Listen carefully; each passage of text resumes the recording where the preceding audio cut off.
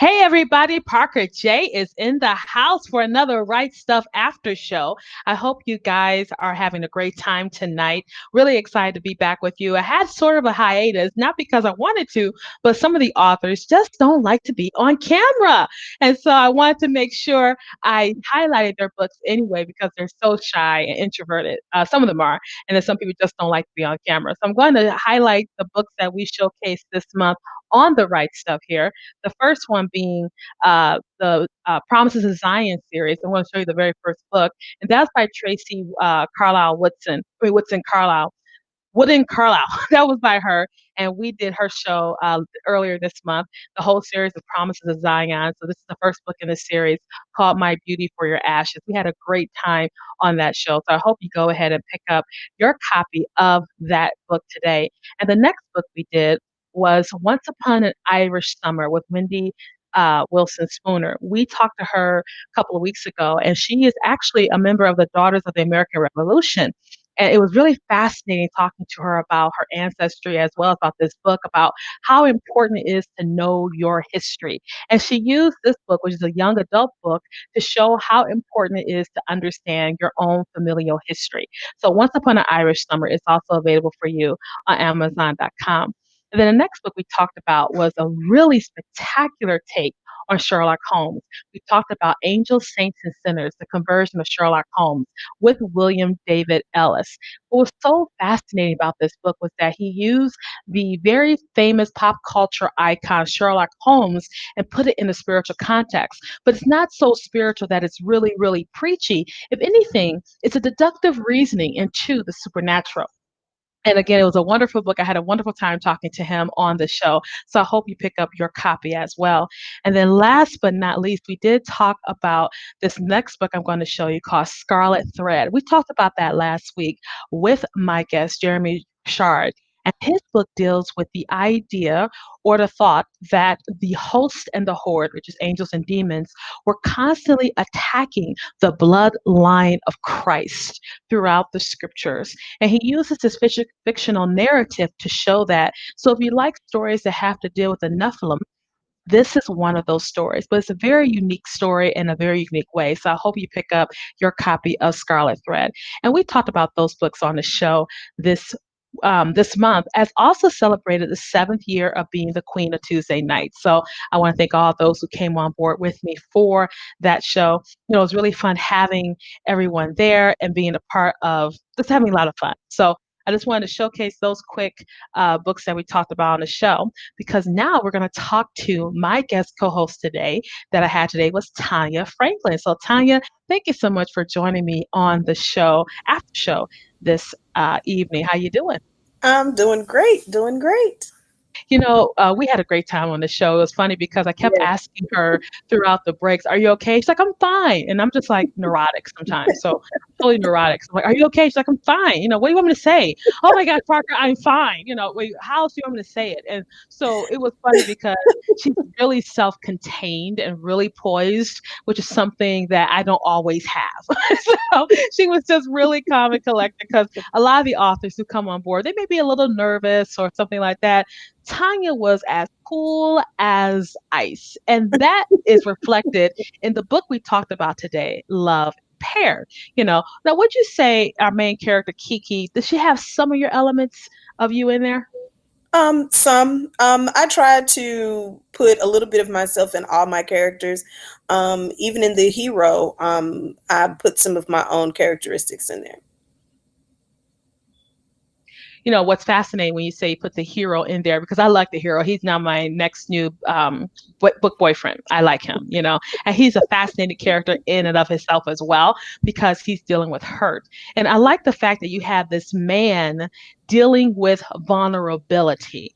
And Mhm. nowadays, that's not really encouraged. If anything, masculinity, as far as being able to appreciate and show your emotions to a certain extent, is being suppressed. And so Right. you very uniquely showed this man who was very masculine, but also very vulnerable. And that's a unique aspect when it comes to romance that you put in the story. Was that a deliberate thing? Were you consciously thinking about that when you wrote the story? What gives? It was definitely deliberate. I wanted to be able to showcase that even men, that they go through hurt and pain, and that not all men deal with hurt and pain the same way by lashing out and womanizing. That's like the going belief. And so I wanted to be able to showcase that even men can withdraw within themselves on that hurt, and that he could still be masculine, he can still be fully all man, even though his heart is broken. That's important because men do have emotions as well. They really do. And I remember when I became aware that men are probably more emotional than women. It was about 2 years ago. I won't say how old I was, but it's about 2 years ago when I came to that realization that men are actually more emotional than women. We just express it more readily, I think, but Right, men express it right, differently. And I was thinking, like, if that's the case, then what does that tell us about our men? That they have broken hearts, that right, they also have to be filled. It's not this playboy, I get all the women in the world and I lay him down and all this other whatever. I don't know how to talk games, so I have no idea how to talk games. So I'm the least game person out there, so I don't know how to talk it. But and you did that with this character in Love Impaired. And then, of course, I love the title. And like I said on the show, your story is not a happily ever after, it's a happily for now. mhm. And that's because as you said on the show, you have this real need to show realism in your romance. Do you think realism is not as prevalent in romance as it used to be? Um, from just my own personal reading Right. experience, Yeah. no. Hmm. Um, it's like you're the expected, happily ever after, that everything's going to be great, everything's going to be perfect. That's the underlining theme. But I wanted to interject, especially during times now where there are so many people that just don't even believe in real genuine love. And so I wanted to throw that dose of reality, that there is a possibility that even though, and I don't want to tell everything, but that even though you go through, valleys and hills, and you go through all of these difficulties and challenges, that the foundation is still going to be love in the end. Exactly. And you did a really good job with this story telling that because when our characters get to the end, it's not set in stone if it's Right, happily ever after. right, If anything, you're like, I hope they work out. I right. really want this couple to work out. I already told you. So for our viewers out there, when I finished reading Tanya's book, I blew up her Facebook Messenger and she had a life. And she didn't have to listen to me talk, but I blew up her Facebook Messenger and I gave her 3 books that I think she should do. And they are called the Mack Truck Trilogy because some of these characters needed to be hit by a Mack truck, okay? Particularly in the beginning of the book, when you find out that Kiki's mother Mhm. had an affair with her boyfriend. Chapter one, verse one, almost. You know what I mean? Like chapter Right. one, verse one. And you're looking like that is so trifling, and then it gets worse from there. It gets worse from there. And you're sitting there going, oh my gosh, no wonder Kiki is hurt. No wonder her love is impaired. No wonder she has all these issues with it. And you did a really good job showing how a strong woman can be broken by hurt. And so, in order for a strong woman not to let the hurt take over her life, what does she do? She guards herself. She puts up a Right. wall. And have you seen women just in your own experience that you can just look at and say they got a wall up? They have rabid pit Mhm. bulls protecting the garden there. Yes, most definitely. And they tend to lash out the way that Kiki does. And I wanted to provide that perspective that sometimes that what you see is not always what it is. That sometimes there are underlining circumstances to that are kind of like a precursor to the type of behavior or character that they're Hmm. showing to everyone else. So I wanted to give um I wanted to give some type of structure to Kiki. Not only is just the angry, bitter, woman, but I wanted to give some type of substance to her, even through the pain, that she still has a desire to be loved, even though she's like, I'm through with love, I'm done with men, forget everybody. But I wanted to still be able to give that hint to where she still has a yearning and a desire to want to be loved. She just wants to be loved the right way. That is the key, being loved the right way. Hmm. Because sometimes people who are guarded, what they do, they get into relationships that aren't healthy. And Right, then they fall into a whole other circumstances. And then the gate that they have surrounding their heart is reinforced by, barbed wire. And then right, it's reinforced by, poison darts and enemies at the centuries of, and it turns to its whole fortress. And then you got to ask the Lord to take a anvil and a hammer and just break it through, right. because we make the wrong decisions. I'm glad Kiki didn't do that, but it easily could have happened because she was Hmm. so hurt by the actions of her mom and her boyfriend. And then our hero here with him, he also had hurt to deal with too, like we talked about a little bit ago. So I'm really excited to showcase Love Impaired to you. Now, what I want you to do, I want you to talk about this cover because this cover I love is very introspective and very sweet. So tell us a little bit about the cover. Tell us who did the cover, and I'm going to let that cover be front and center while you tell us a little bit about it. Okay. I developed the concept for the cover. Um, the originally this was supposed to be in a Valentine's release, but I ended up making some changes in the during the writing process. So I said, well, it doesn't look like it's going to go out during Valentine's Day.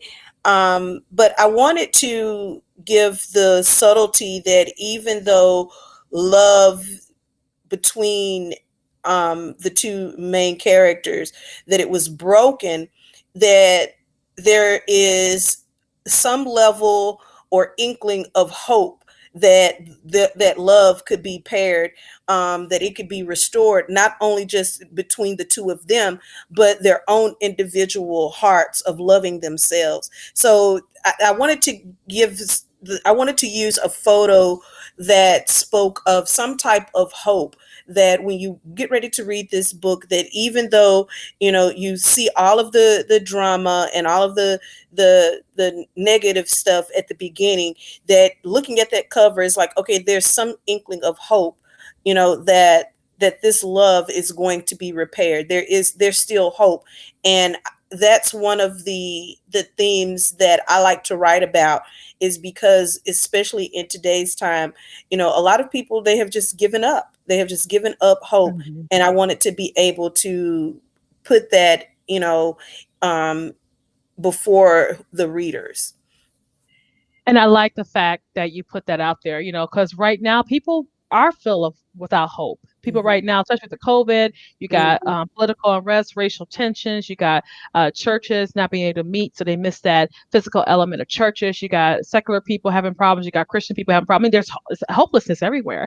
And Right. then your book says love is impaired, but it can be fixed. And that was the Hmm. point you brought out on the show as well. So really excited that you were able to use this book to minister to other people. And like I love the cover because I love that introspective feel of it. They're not smiling. She's more so resting on his shoulder as if, Hmm. I think I can lean on you. That's literally her Right. thought. I think I can Right. lean on you. And I think some of my brothers out there who may be dealing with women who have been dealing with hurt, be patient with your woman, be patient with her, pray for her. One thing you Yeah. can always do, the most powerful thing a man and a woman can do for the people that they love is pray. Yes. Oftentimes it is the last resort, not the first resort. And I'm not just talking to the choir, I'm talking to myself as well, because sometimes we want to Amen. solve it all. Like, I got Amen. this, Lord.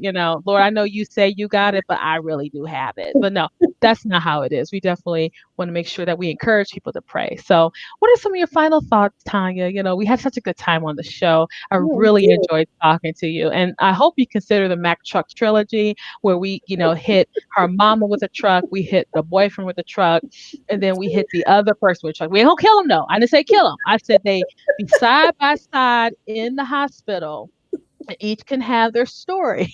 Okay. And the driver of the truck can be Parker. You can name the driver of the truck Parker, that hit the characters, and like Saw, like that horror movie Saw. We can do that. That's just awful. I don't want to be Saw. I really don't. I don't want to be Saw. But what are some final thoughts you got, Tanya? We get ready to shut it down for the evening. Some of my final thoughts are that when when you purchase this book, I want you to go in with an open mind. That there is hope. that it's not just a fairy tale, that true love really does exist, and that true love actually takes time. That's one of the reasons why I did not make it a happily ever after, is because I wanted I wanted readers to understand that love takes time. Sometimes you have to go through all different types of valleys. You have to go through the healing process, releasing and getting rid and being delivered of all the baggage, so that you can come to that core center gem of love, the very thing that you desire and want. So that's one of the reasons why I did not make it a happily ever after. I want you to go into this book understanding and knowing that this is a process for these characters, and just as it's a process with them, and even though you don't see the end result, just know that there's still hope. Amen. Amen. And I love the way you said that it is a process. We are a work in progress. We are working improvement. We're a Yes, home improvement in that show, home improvement. We yes. are Christian improvement, believer improvement right now. So I'm so glad that you used the gift God gave you to write this story. Thank Thank you so you. much for allowing me to showcase it. And please consider expanding this series. You have some wonderful characters in there. Please consider expanding it. I'm gonna no matter of fact, I'm gonna beg you to let's do it. Right, give me the books. I'll read them without getting edited. That's how much I want to read this world because you did such a wonderful job creating this Thank world. you. So, Thank you you. know, let me know when you have the second book out in the next 2 weeks. I'm assuming next 2 weeks I'll have the second book out. So, but Tanya, thank you. Thank Thank you you for so having much. me, Parker. I had a great time and thank you. I can't wait to talk to you. Okay. And we were talking about Love Impaired by Tonya Franklin, available on Amazon.com. You can go to her website, it's down there at the crawler. I forgot to put it up there earlier, so sorry about that. But I really enjoyed the story. It's a story about two hurt people trying to move on. And sometimes that could be extremely difficult, but with God, nothing is impossible. I want to thank everyone for their support of Right Stuff. As always, if you want to support our ministry, you certainly can simply go to patreon.com/right stuff and prayerfully consider doing that. You can become a quill member for as little as $3 a month. So prayerfully consider that. And if you can't, no big deal. We covet your prayers. Thanks so much for joining me for this after show. You have a wonderful, absolutely glorious, blessed day. And God bless.